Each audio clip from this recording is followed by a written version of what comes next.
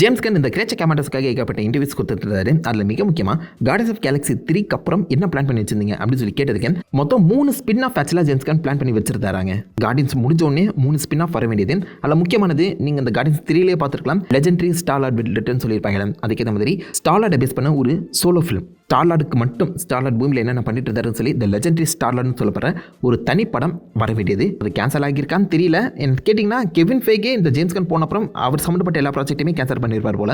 Star-Lord solo படம் cancel ஆயிருக்குன்னு தான் சொல்லணும். அது மட்டும் இல்லாமல் க்ரூட் அண்ட் ராக்கெட்னு சொல்லி பார்த்தா ஒரு ஸ்பெஷல் ப்ரெசன்டேஷன் அவர் ரெடி பண்ணி வச்சிருந்தாராம். இது ஒரு ப்ரீகோல் கதையாக இருந்திருக்குமாங்க. நம்ம க்ரூட் அண்ட் ராக்கெட் எப்படி மீட் பண்ணிக்கிட்டாங்க, முதல் மீட்டிங் எப்படி நடந்துச்சுன்னு சொல்லக்கூடிய ஒரு கதையாக தான் இந்த க்ரூட் அண்ட் ராக்கெட் படம் இருந்திருக்கும் சொல்லப்படுது. இது டிஸ்னி ப்ளஸ்ல தான் வந்திருக்கும்னு நினைக்கிறேன். அந்த ஹாலிடே ஸ்பெஷல் கொடுத்தாரு பார்த்தீங்கன்னா, அதே மாதிரி பாசிபிளி க்ரூட் அண்ட் ராக்கெட்னு சொல்லப்படுற ஒரு தனி ப்ராஜெக்ட் ஸ்பெஷல் ப்ரெசன்டேஷனாக வந்திருக்க வேண்டியது மிஸ் ஆயிடுச்சு.